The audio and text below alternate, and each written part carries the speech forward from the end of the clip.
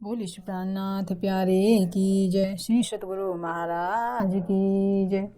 चिदादित्यं किशोरांगं परिधाम्नि विराजितं स्वरूप सच्चिदानंद निर्विकारं सनातनं बंदो सतगुरु चरण को करू सुप्रेम प्रणाम। अशुभ हरण मंगल करण धनि देव चंद्र जी नाम। श्री प्राणनाथ सतगुरु परम विनय करू प्रणाम। उग्र विकट कपाट सुमरन जिनके नाम। श्री राम रतन सतगुरु मेरे काटो सकल कलेश। चरणों में करो वंदना हृदय करो परवेश। श्री प्राणनाथ निज मूलपति सिर में है राज शुभ नाम। तेज कुंवर श्यामा युगल को पल पल करो प्रणाम। पल पल करो प्रणाम। धामधनी के लाडले मैं आत्म संबंधी प्यारे सुंदर साथ जी, आप सभी के चरणों में कोटि कोटि प्रणाम। प्यारे सुंदर साथ जी, हमारा प्रसंग चल रहा है बेहद भूमि का, जिसमें हमने क्षर ब्रह्मांड का वर्णन देखा है। उसमें क्या क्या लीलाएं हैं और क्षर भूमि यानी क्षर ब्रह्मांड कहाँ से और कहाँ तक है। इससे ऊपर हमने बेहद मंडल का देखा है, जो योग माया का ब्रह्मांड है। उसमें कौन कौन सी शक्तियां हैं और उसका विस्तार कहाँ से कहाँ तक है। और अब जो देखते हैं, जो अक्षर ब्रह्म के ये चतुष्पाद हैं, इन चतुष्पादों का जो मूल स्थान है ये किसके अंदर? कूटस्थ अक्षर ब्रह्म के अंदर ही, जो परमधाम के अंदर ही मौजूद है। जिस तरह से हम अपने अंदर देखते हैं कि जैसा हमारा मन भी, हमारी बुद्धि भी, हमारा चित्त भी और हमारा अहंकार भी सब हमारे चेतना के अंदर ही है। विस्तार करने के लिए अलग अलग क्रिया करते हैं। जैसे मन का कार्य होता है संकल्प विकल्प करना, बुद्धि का कार्य होता है निर्णय लेना, निश्चय करना किसी काम के बारे में, है ना। और चित्त का कार्य होता है अपने अंदर उन सब सूचनाओं को इकट्ठा रखना, डाटा स्टोरेज बोल सकते हैं जिसको। और अहम का कार्य होता है जो अहम के अंदर वो जीव मौजूद रहता है। तो इसी तरह से जो ये बेहद भूमि है, बेहद भूमि में हमने अक्षर ब्रह्म के 4 अंतःकरण, जिसको चतुष्पाद विभूति कहा है, जिनके बारे में देखा है। तो इनका स्थान कहाँ पर है? अक्षर ब्रह्म के अंदर ही है, जो कूटस्थ अक्षर ब्रह्म है। लेकिन इनकी लीलाएं अलग होती हैं। बाहर प्रकट करने के लिए, लीलाओं को दिखाने के लिए इसको बेहद मंडल करके वर्णन किया जाता है। अब देखते हैं परमधाम के अंदर ही जो अक्षर ब्रह्म है। तो अक्षर ब्रह्म, जो कूटस्थ अक्षर ब्रह्म है, वो क्या है? पूर्णब्रह्म परमात्मा, जिनको प्रेम से श्री राज जी कहते हैं। और परमात्मा को जो सच्चिद और आनंद, सच्चिदानंद। तो सच्चिदानंद में सत अंग अक्षर ब्रह्म है ना। तो ये देखते हैं कि सच्चिदानंद एक विशेष नाम दिया गया है। वैसे तो परमात्मा के अनंत नाम है, लेकिन एक विशेष सच्चिदानंद का जब संधि विच्छेद करके देखते हैं तो इनमें से सद, चिद और आनंद। तो सत में अक्षर ब्रह्म आते हैं जो सृष्टि को बनाते हैं। चिद में पूर्णब्रह्म परमात्मा अपने आप ज्ञान स्वरूप में है, और उन्हीं की जो आनंद स्वरूपा शक्तियाँ हैं जो श्यामा जी हैं, और 12,000 ब्रह्मात्मा है। तो अब इनको देखते हैं कि जो परमधाम है और परमधाम के अंदर जो पूर्णब्रह्म परमात्मा है, इनको उत्तम पुरुष कहा गया है।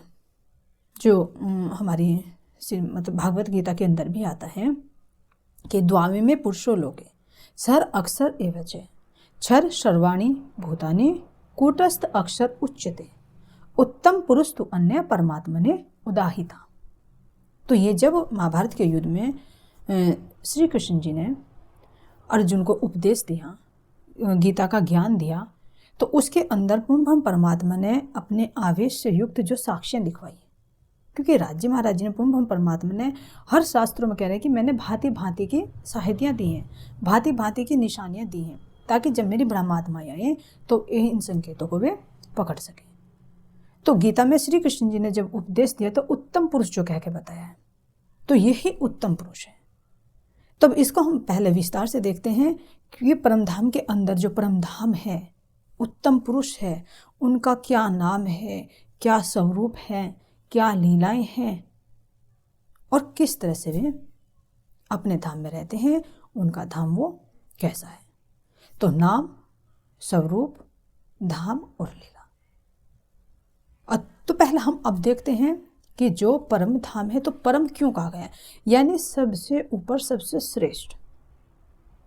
तो इसके विस्तार में हम देखते हैं। ये देखिए, ये सबसे पहले हमने क्या किया था, यहाँ पर क्या है, ये मान लीजिए ये बताया था, ये क्या है, यहाँ पर हम इस भूमंडल पर हैं और इसके चारों तरफ ये क्या है, 7 लोक हैं, है ना, और 7 लोक इसके नीचे हैं, 7 लोक हो गए, ये 6 लोक ऊपर हो गए। ठीक है, यहाँ पर सबसे ऊपर क्या है इनका, सतलोक। तो ये 14 लोकों का ब्रह्मांड है। अब इस ब्रह्मांड को घेरकर जो अष्टावरण आते हैं वो तो बता रखा है पहले, लेकिन ये क्या है, आदिनारायण का स्थूल है।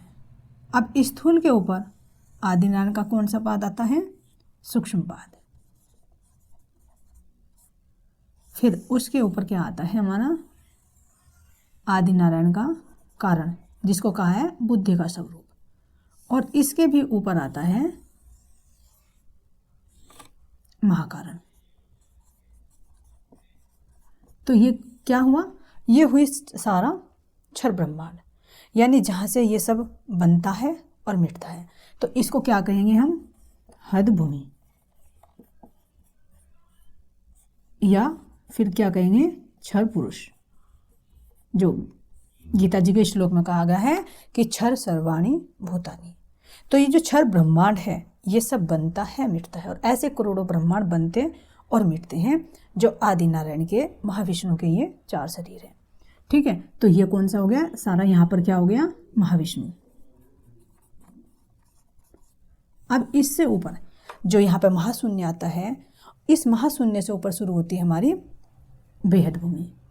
तो बेहद भूमि में जो बताया, बेहद भूमि के अंदर भी अक्षर ब्रह्म के चतुष्पाद हैं। चतुष्पाद में क्या था, अव्यकृत ब्रह्म, जिससे सृष्टि बनती है। फिर क्या आता है, सबलिक ब्रह्म, जो अक्षर ब्रह्म का चित स्वरूप है, ये स्थूल स्वरूप है, क्योंकि जिस तरह से आदिनारायण के 4 शरीर हैं, इसी तरह से अक्षर ब्रह्म के भी 4 शरीर हैं। ये कौन सा हुआ, सूक्ष्म शरीर। और फिर आता है उसके बाद में कारण शरीर। कारण शरीर को क्या कहा गया है, बुद्धि स्वरूप, यानी 4 अंतस्करण। और ये है महाकारण शरीर, जिसको अहम स्वरूप कहकर वर्णन किया जाता है। ठीक है, अब ये चतुष्पाद यानी सब ये बेहद भूमि है, इनका वर्णन पीछे वीडियो में सब कुछ खोल के बता दिया गया है, लेकिन अब हमें देखना है कि 3 पुरुष में कौन कौन से बताए गए हैं। क्षर, और ये हुआ अक्षर पुरुष, यानी जो अखंड है और अविनाशी है, इसको क्या कहा गया है, अक्षर पुरुष। ठीक है, अक्षर पुरुष, यहाँ पर क्या होता है, सब अज्ञानता है, मोह है, निद्रा है, सारे जितने भी विकार हैं, जो कह रहे महाराज जी कि मोह अज्ञान भ्रमना कर्म काल सब सून, ये सारे नाम नींद के निराकार निर्गुण। इनके अंदर जितनी भी चीज़ आ जाएंगी, ये सब क्षर ब्रह्मांड में आएगी, यानी क्षर पुरुष के अंदर आएगी। और यहाँ पर जो है, यहाँ पर क्या होती है, द्वैत की लीला होती है। अब जो ये है अक्षर पुरुष, इस अक्षर पुरुष में है तो सत चिद और आनंद की ही क्रिया, लेकिन पूर्णात पूर्ण नहीं है, पूर्णात पूर्ण तो परमधाम के अंदर है। तो ये दूसरा पुरुष है कि क्षर सर्वाणि भूतानि कूटस्थो अक्षर उच्यते। 2 पुरुष हो गए ना, एक क्षर और एक अक्षर। और अक्षर का भी जो महाकारण है वो क्या होगा, अक्षर पुरुष, जो इन सब का मूल है, चित है, वो परमधाम में है। तो ये कौन सा हुआ, मान लीजिए इससे ऊपर आता हमारा ये परमधाम।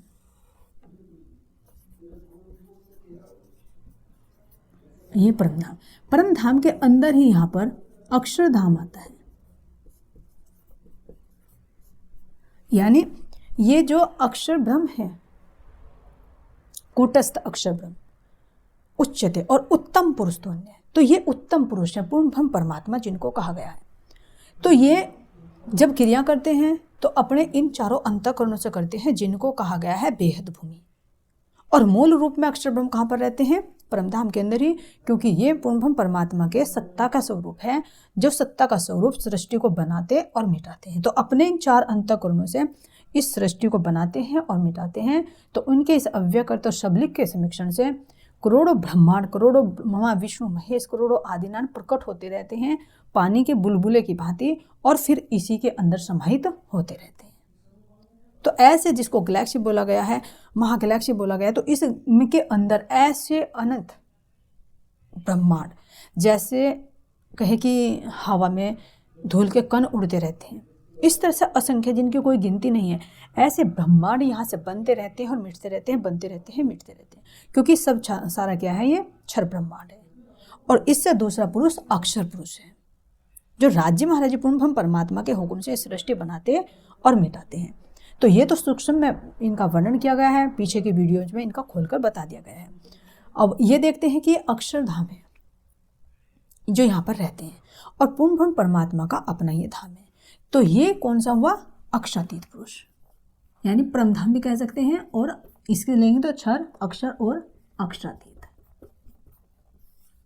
ये अक्षरातीत पुरुष है ना। और ये क्या है, परम धाम, यानी परम धाम का मतलब जो सबसे श्रेष्ठ हो, सबसे ऊपर हो। तो ये पूर्णात पूर्ण है अपने में। तो इसीलिए जो यहाँ पर ये परम धाम है, और परम धाम के जो मालिक हैं ये कौन से हैं, पूर्ण ब्रह्म परमात्मा है, जिनको उत्तम पुरुष गीता की भाषा से कहा गया है। वैसे तो इनके पूर्ण ब्रह्म परमात्मा के चाहे जितने नाम ले, अनंत नाम है, जितने गुण परमात्मा के हैं उतने ही उनको नाम भी है, लेकिन एक विशेष नाम जो सच्चिदानंद आता है। तो अब हम इसमें देखते हैं कि जैसे इनको पूर्णात पूर्ण भी कहा गया है। जैसे परमात्मा का सबसे पहले क्या लेते हैं, हम नाम के बारे में चर्चा करते हैं। ये जो उत्तम पुरुष है, तो इनको क्या कहा गया है, पूर्णात पूर्ण, पूर्ण ब्रह्म,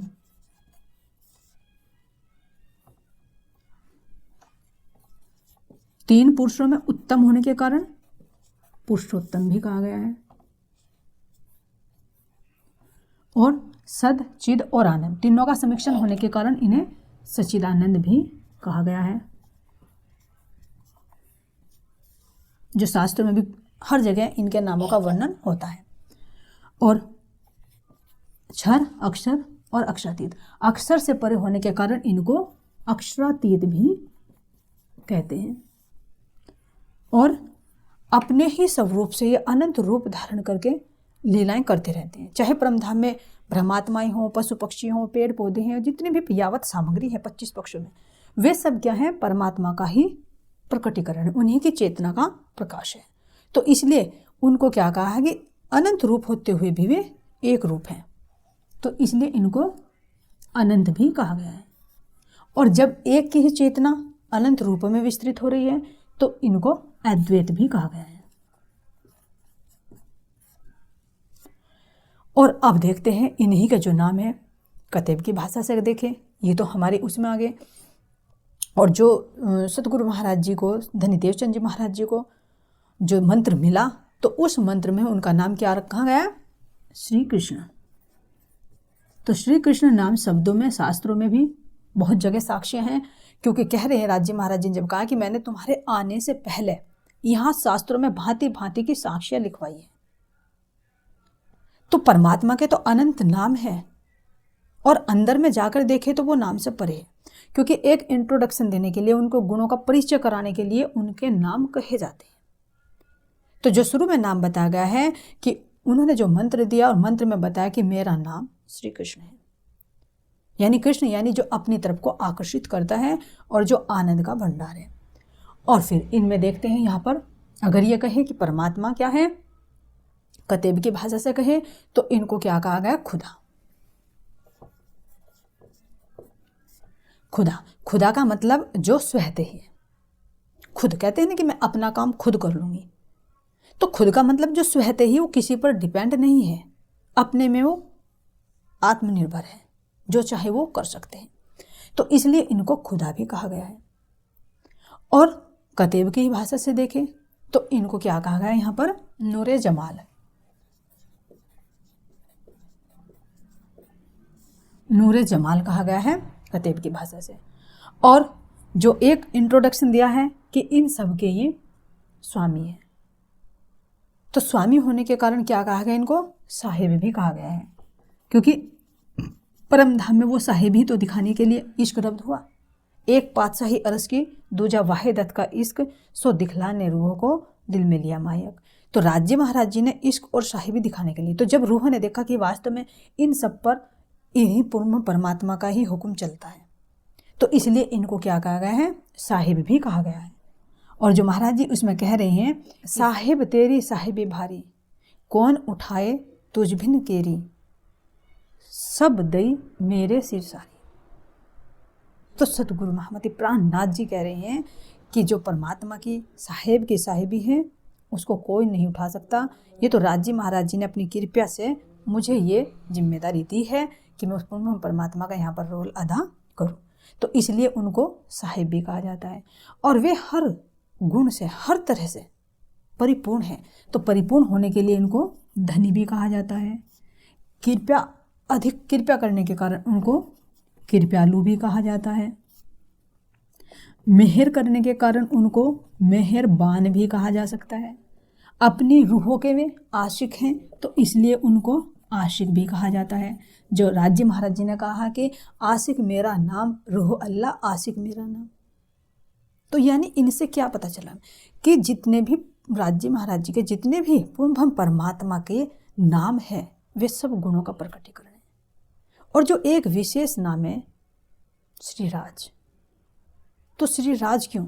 क्योंकि जो कह रहे हैं कि राजते स्वयं प्रकाशते इति राजते, यानी जो स्वयं प्रकाशित है, किसी के प्रकाश से प्रकाशित नहीं है। जो पूर्ण ब्रह्म परमात्मा स्वयं अपने प्रकाश से प्रकाशित है, अपने दिव्य गुणों से ओतप्रोत हैं, तो उनको इसलिए राज भी कहा जाता है। जो हमारी पद्धति में भी आता है कि युगल किशोर को जाप है, मंत्र तारतम सोई। तो युगल किशोर को जाप है, तो जाप कौन सा? राज श्यामा जी, राज श्यामा जी। तो वो राज क्या है? यानी गुव्य से गुव्य राज, जो श्री कृष्ण जी की त्रिधा लीला में भी आते हैं कि उनके अंदर के जो राज हैं, उनके जो 3 भेद हैं, उन 3 भेदों के अंदर जो रहस्य है वही तो राज है। जो एक क्षर पुरुष है, एक गोलों के अक्षर पुरुष है और एक अक्षरातीत उत्तम पुरुष है, तो उनके अंदर के गुव्य रहस्य ही राज है। तो इसलिए उनको अति गुव्य से गुव्य होने के कारण, गूढ़ से गूढ़ होने के कारण उनको श्री राज कहा जाता है।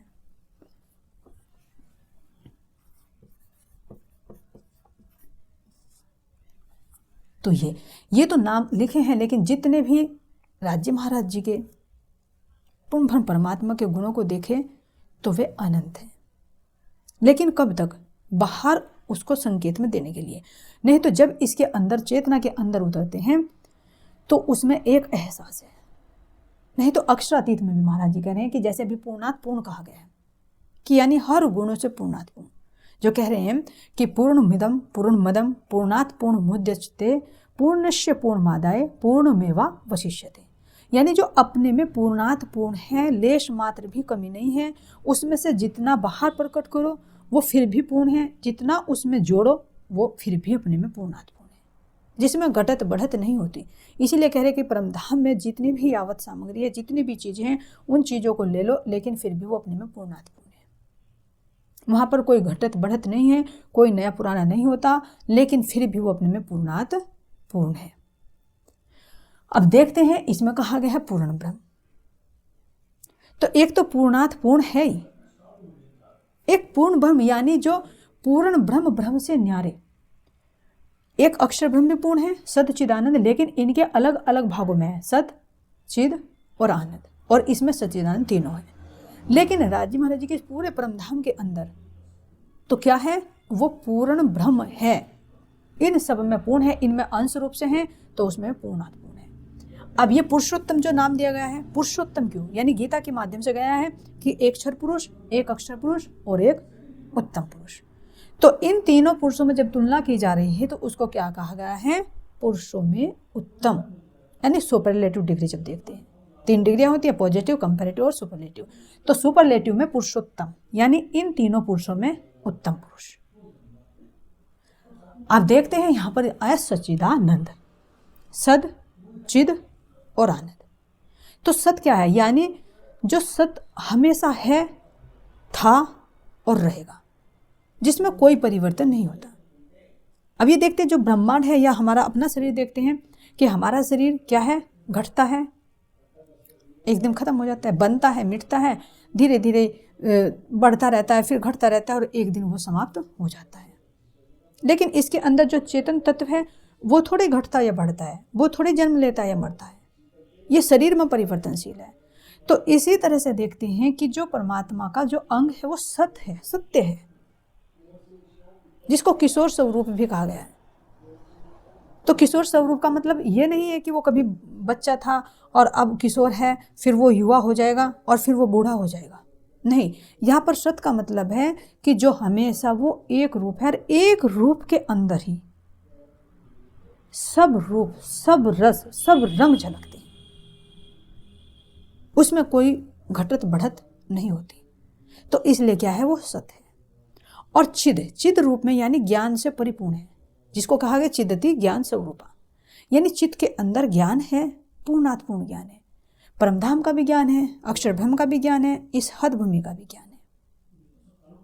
तो चिद में क्या है, पूर्ण ब्रह्म परमात्मा। और आनंद, यानी जब वो चिद अपनी ही आनंद की वृत्ति से अपने को अनेक रूपों में विभाजित कर कर अपनी से वो लीलाएं करते हैं, जिनको श्यामा जी और ब्रह्म आत्माओं के रूप में वर्णन किया गया है।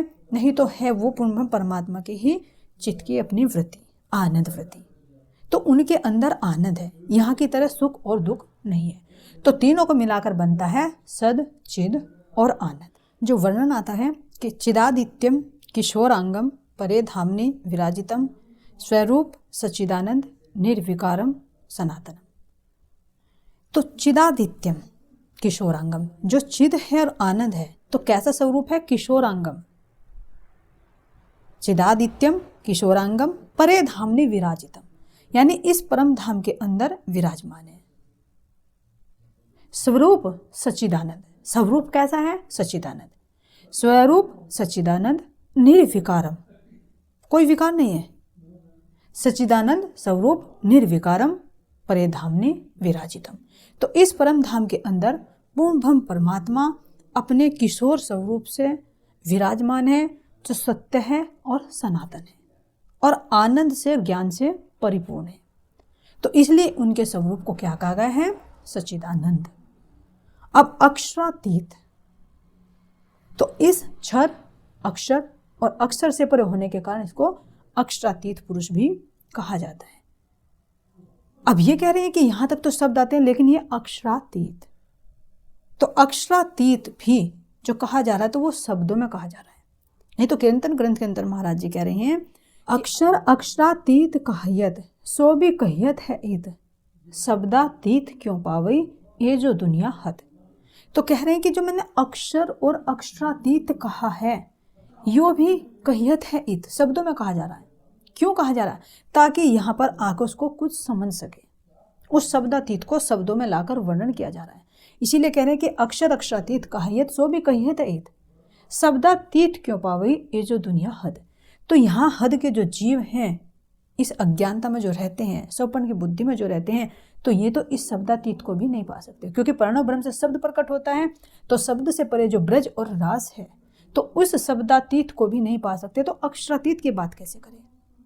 तो इसलिए मैं अक्षर अक्षरातीत को यहाँ पर शब्दों में कहा जाता है, उसका संकेत देने के लिए। नहीं तो एक अंदर जब जाएंगे तो वो एक एहसास है, एक वो अनुभव है। जैसे प्रैक्टिकल में देखते हैं, मान लीजिए चेतना है, तो चेतना का क्या नाम है, एक कह रहे हैं कि चेतना है।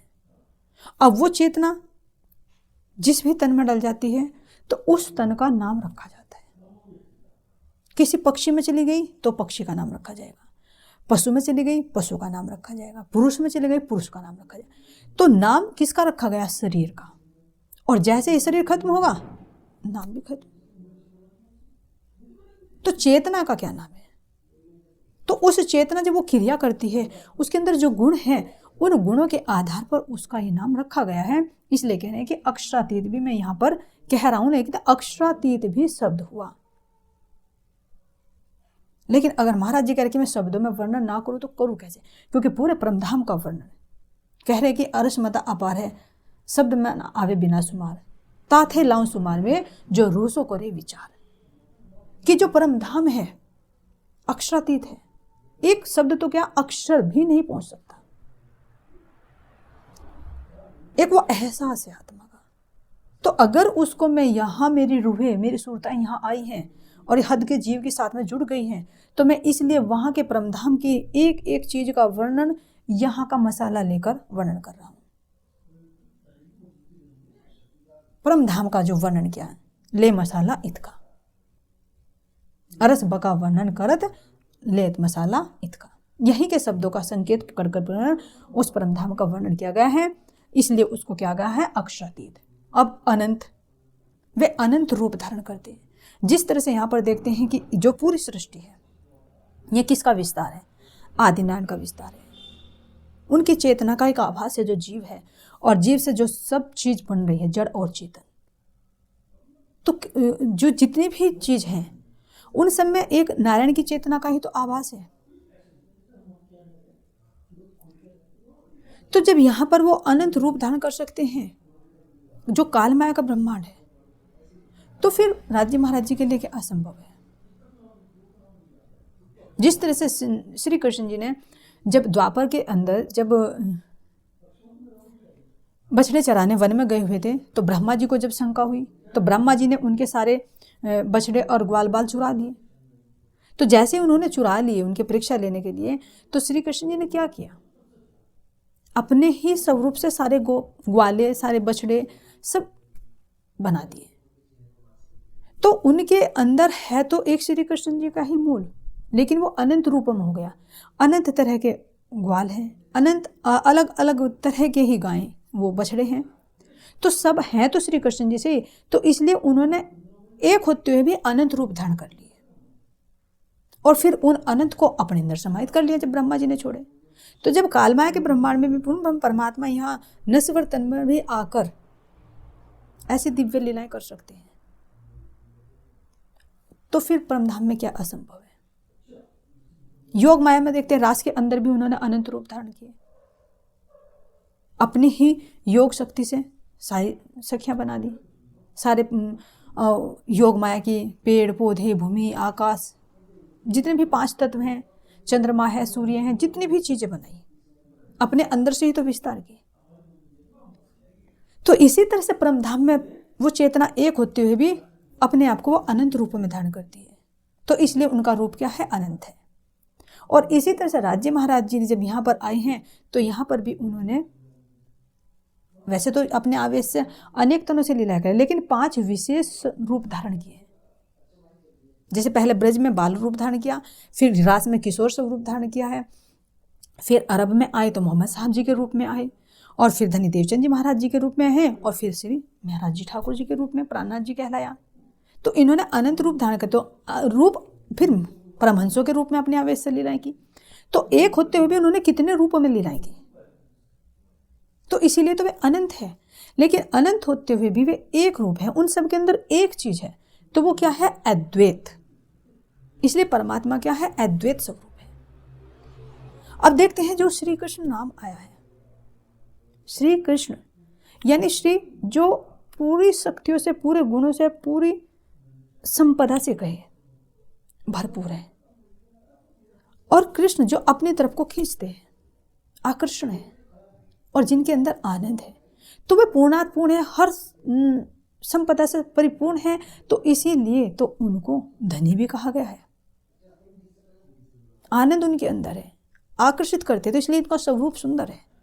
और श्री कृष्ण तो देखते हैं, महाराज जी ने भी, प्राणनाथ जी महाराज जी ने भी तारतम वाणी के अंदर कहा है कि घर श्री धाम अने श्री कृष्ण ए फल सार तणो तारतम, तारतमे अजवानु छाए आशंका नव रहे मन माहे। तारतम का फल क्या दे रहे हैं कि घर श्री धाम अने श्री कृष्ण, यानी मेरे प्रियतम श्री कृष्ण है, और घर मेरा निज घर, मेरा परमधाम है, परमधाम के अंदर भी घर निज धाम यानी रंग महल है। ए फल सार तणो तारतम, ये जो धाम है और मेरे धाम के धनी है श्री कृष्ण पूर्ण परमात्मा है, तो इस तारतम वाणी का ये फल है, ये सार है। तारतम्य अजवाल उसाए आशंका नव रहे मन माए। जब मैं तारतम्य ज्ञान की दृष्टि से देखती हूँ तो मेरे अंदर मन में कोई भी शंका नहीं रहती कि मेरे पूर्ण परमात्मा श्री कृष्ण है या नहीं है, क्योंकि उन्होंने श्री कृष्ण नाम की साक्ष्य बहुत ग्रंथों में लिखवाई है, जो कह रहे हैं कि श्री कृष्ण च अक्षरातीत पुरुषोत्तम संगीता। श्री कृष्ण च अक्षरातीत यानी श्री कृष्ण और अक्षरातीत को पुरुषोत्तम संगीता यानी वो पुरुषोत्तम है, पुरुषोत्तम की संज्ञा दी गई है। जब भी पुरुषोत्तम आया है तो ये श्री कृष्ण है,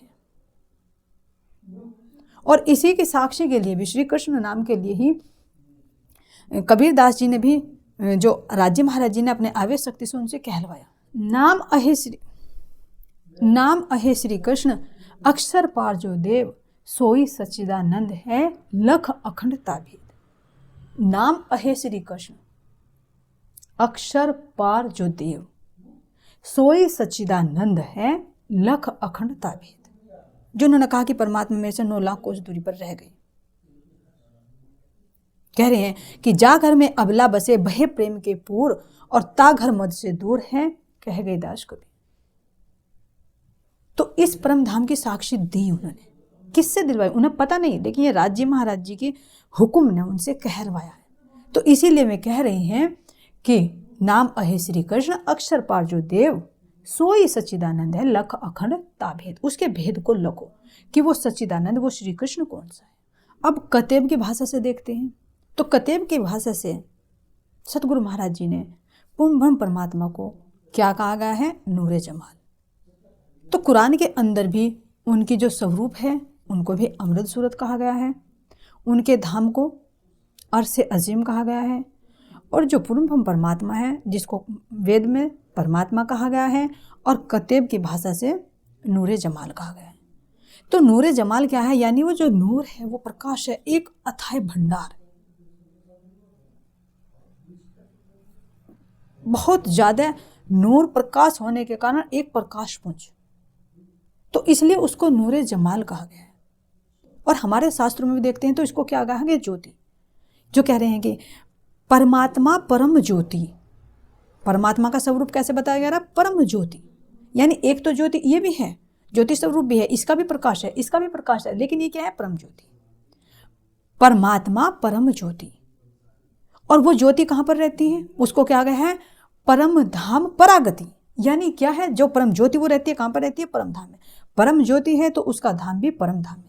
परमात्मा परम ज्योति परम धाम और परागति, यहां पर जहां पर क्या होती है, परम गति है।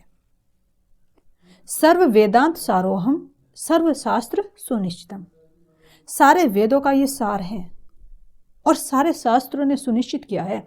क्यों, क्योंकि सारे शास्त्रों में राज्य महाराज जी ने ये संकेत अपनी साक्ष्यां लिखवाई है, तो इसलिए इन सब का सार निकल कर आया है कि परमात्मा क्या है, वो परम ज्योति है। तो इसीलिए कतेब की भाषा में इनको क्या कहा गया है, नूरे जमाल कहा गया है। और जो स्वहते ही है,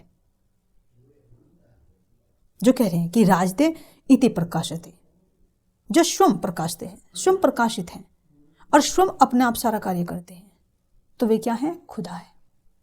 तो इसमें महाराज जी ने तारतम वाणी के अंदर भी जो हमारा सनद है, खुलासा है, कयामत नामा और मार्फत सागर है, तो 4 जो ये ग्रंथ हैं, इन ग्रंथों में कतेब ग्रंथों की वास्तविकता समाहित है। क्यों, क्योंकि ये इमाम मेहदी वे ही तो हैं, जो मोहम्मद साहब के रूप में आए वो भी तो शक्ति उन्हीं के अंदर है। तो इन 4 ग्रंथों के अंदर सारे कतेब ग्रंथों का सार समाहित है। क्योंकि यहाँ की हम जब दृष्टि से देखते हैं, सौपन की बुद्धि से देखते हैं, तो तब कहते हैं कि परमात्मा अलग है और खुदा अलग है। लेकिन महाराज जी क्या कह रहे हैं कि सोई खुदा सोई ब्रह्म, चाहे इसे खुदा कह लो चाहे इसको ब्रह्म कह लो, है एक ही।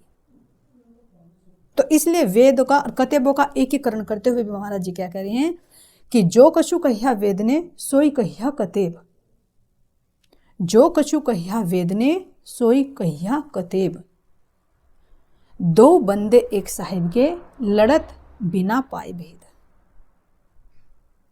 जो कुछ परमात्मा के बारे में वेदों में कहा गया है वही कतेब में कहा गया है, लेकिन हिंदू कह रहा कि मेरा परमात्मा बड़ा है, मुसलमान कह रहा मेरा खुदा बड़ा है, और आपस में क्या करते हैं, झगड़ा करते हैं।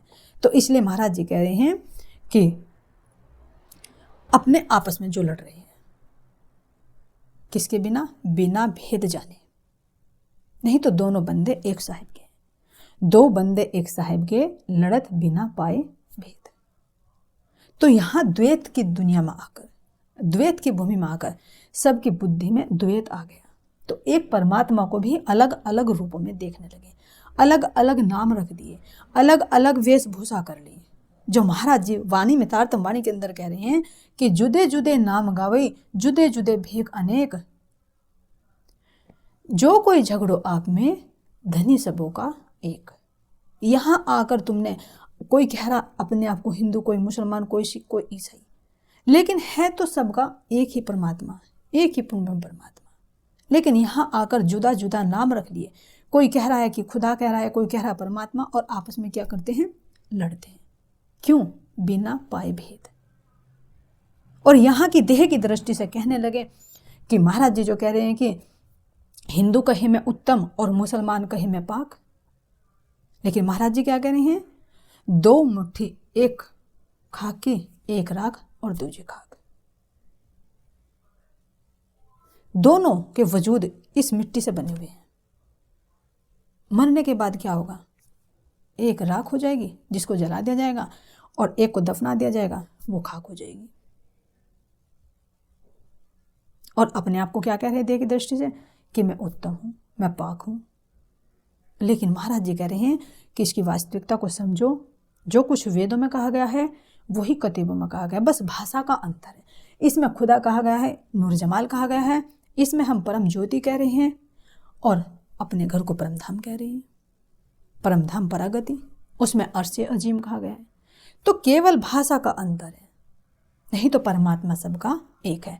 तो इसीलिए महाराज जी ने 4 ग्रंथों के अंदर कतेब ग्रंथों के और वेद ग्रंथों का सामंजस्य करके दिखाया।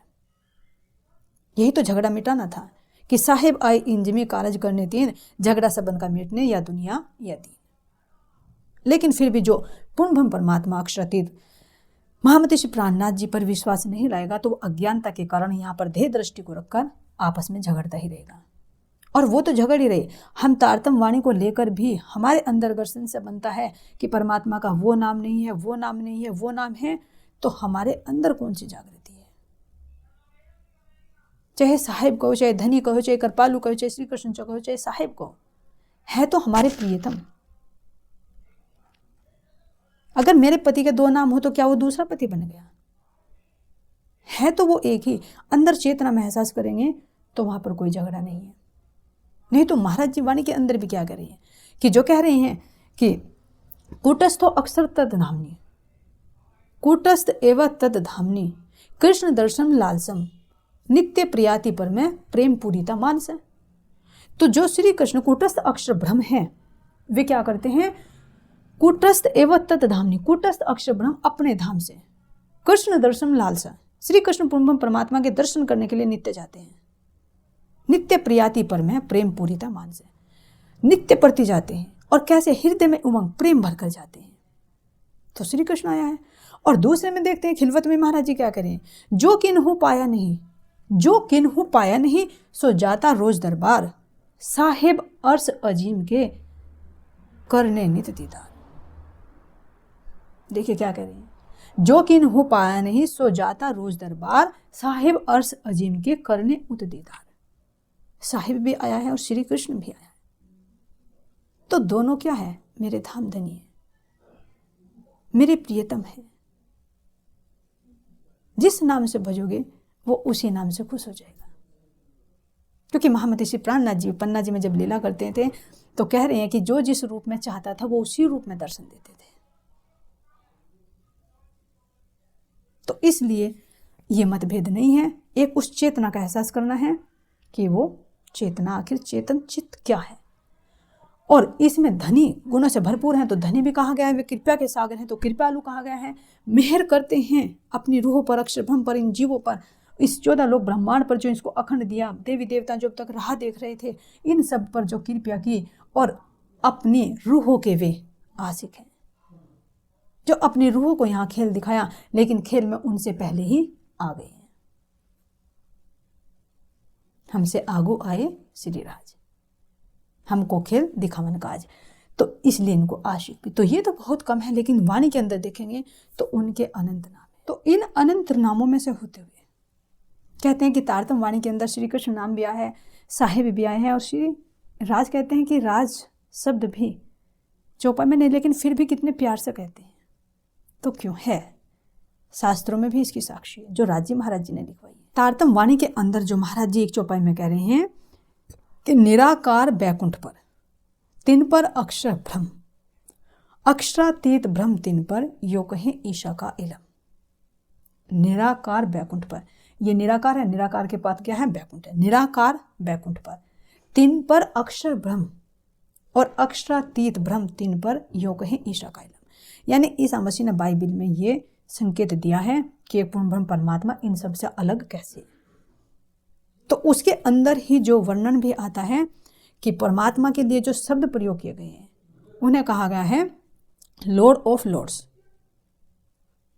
और क्या कहा है, किंग ऑफ किंग्स। तो किंग का मतलब क्या होता है, राजा। तो राजाओं के भी राजा यानी महाराजा। तो राज जो शब्द आया है, जो सबसे श्रेष्ठ है, यानी जो महाविष्णु है इसके राजा हैं, क्षर ब्रह्मांड के। अक्षर ब्रह्म है, इसके भी राजा हैं, और इस बेहद भूमि के भी राजा हैं। लेकिन इन सब के भी राजा कौन है, पूर्ण ब्रह्म परमात्मा। तो इसलिए उनको श्री राज कहा गया है। और जो कह रहे हैं कि शास्त्रों में जो कहा गया है राजते स्वयं प्रकाशते इति राजते, यानी जो स्वयं प्रकाशित है, अपने ही प्रकाश से पूर्णात्पूर्ण है, तो इसलिए उनको श्री राज कहा जाता है। और जितने भी हमारे परमधाम की वाणी, परमधाम के लीला चलेगी, तो उसको क्या कहा गया, श्री राज के नाम से। सारी लीलाओं का, अष्टपहर की लीलाओं का, परमधाम में जितनी भी लीलाएं होंगी उन सब में श्री राज नाम शब्द से ही पूर्ण ब्रह्म परमात्मा को संबोधित किया जाएगा। तो ये है परमात्मा के नाम के ऊपर थोड़ा सा हमने चिंतन किया है।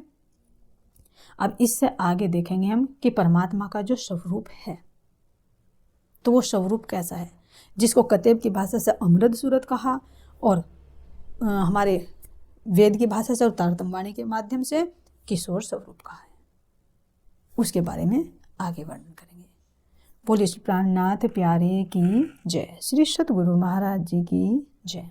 प्रणाम जी।